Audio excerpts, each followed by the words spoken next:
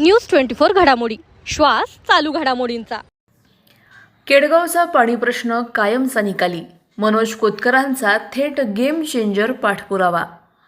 1,55,00,000च्या पाणी योजनेचे आमदार संग्राम जगतापांच्या हस्ते जोरदार उद्घाटन.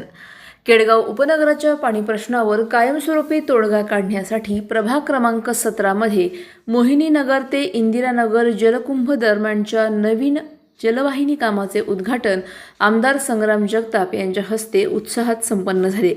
माजी स्थायी समिती सभापती आणि नगरसेवक मनोज कोतकर यांच्या अथक पाठपुराव्यामुळे या इंदिरानगर पाणी योजनेसाठी 1,55,00,000चा भव्य निधी मंजूर झाला असून पाण्याच्या टाकीचे कामही आता अंतिम टप्प्यात आले आहे.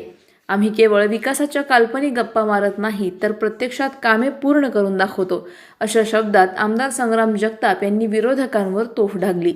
शहरात सध्या राज्य शासनाच्या माध्यमातून ऐतिहासिक निधी उपलब्ध होत असून नियोजनबद्ध पद्धतीने पुढील 20 वर्षांचा विचार करून केडगावचा विकास केला जात असल्याचे त्यांनी स्पष्ट केले. तसेच मनोज कोतकर यांच्या कार्यक्षमतेचे कौतुक करत त्यांनी जनतेचे प्रश्न नेहमीच प्रशासनाकडे लावून धरल्याचे सांगितले. केडगाव परिसरासाठी एकूण 3 पाण्याच्या टाक्या मंजूर असून त्यांची कामे टप्प्याटप्प्याने पूर्ण होत आहेत. याशिवाय कायनेटिक चौक ते अरणगाव मार्गाचे चौपदरीकरण, दुभाजक, फुटपाथ आणि पथदिव्यांची उभारणी करण्यात आली आहे. माजी खासदार डॉक्टर सुजय विखे पाटील आणि आमदार जगताप यांच्या माध्यमातून नागरिकांच्या दळणवळणासाठी भुयारी मार्गाचे कामही पूर्ण झाले आहे. लवकरच दौंड रोड परिसरातील विजेचा प्रश्नही कायमस्वरूपी सोडवणार असल्याची ग्वाही यावेळी देण्यात आली. यावेळी राष्ट्रवादी काँग्रेस पक्षाचे शहर जिल्हाध्यक्ष संपत बारसकर, नगरसेवक मयूर बांगरे, जालिंदर कोतकर, सुमित लोंढे, अजित कोतकर आदींसह प्रभागातील नागरिक मोठ्या संख्येने उपस्थित होते.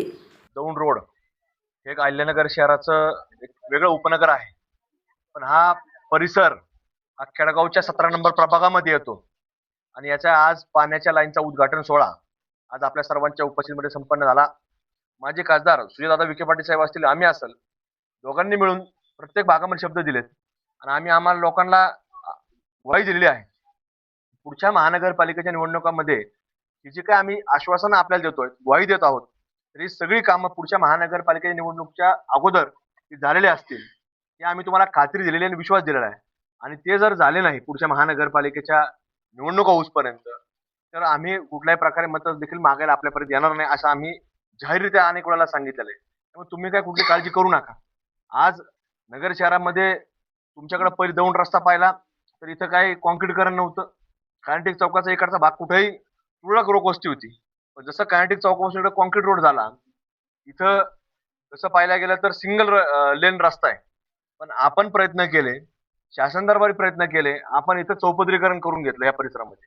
आता पुढे गेले तुम्ही सगळा सिंगल रोड आहे का डबल चौपदरीकरण आहे? सिंगल रोड आहे पुढं, पण आपण इकडे चौपदरीकरण करून घेतलं आणि आपण त्याला मागं लागलो की त्याला सांगितलं कुठं तुमच्याकडे लाईट नसतील पुढं आम्हाला सांगू नको, पण जेवढा आरंगाव चौकापासून तर कायनेटिक चौकापर्यंत तू लाईट सुद्धा लावून दिल्या पाहिजे. आम्ही त्याला ती मागणी केली मनोदादा, बरोबर नाही? आणि त्या लाईट सुद्धा आपण लावून घेतल्या. त्याच्यानंतर आम्ही त्याला सांगितलं की फुटपाथ साईडला तयार करा, फुटपाथ करून घेतले. त्याला सांगितलं मग त्या फुटपाथला जाळ्या लावून द्या, कारण लोक अचानक रस्त्यावर सुद्धा कुणी एखादा मुलगा, लहान मुलगा किंवा आपल्या मोबाईलवर लक्ष नसतं, कधी फोनवर बोलतो, कारण माणूस अचानक खाली पाय टाकतो, स्पीडमध्ये गाडी चालली तर अपघात होऊ शकतो. म्हणजे त्या सुद्धा बॅरिगेड सुरू लावून घेतले.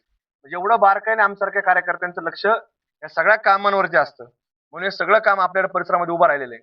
आणि आज या 4ही लोकांच्या माध्यमातून, 4ही जे आपल्या भागातले लोकप्रतिनिधी आहेत, तुम्ही जे निवडून दिले, त्यांच्या प्रयत्नातनं हा जो काही निधी आज जवळपास 1.25 कोटी रुपयाचा निधी हा पिण्याच्या पाण्याच्या लाईन करता उपलब्ध झालेला आहे. करून हे सगळे लोक कार्यक्षम लोक आहेत. तुम्ही सुद्धा कार्यक्षम असल्यामुळे निवडून दिलेले आहेत.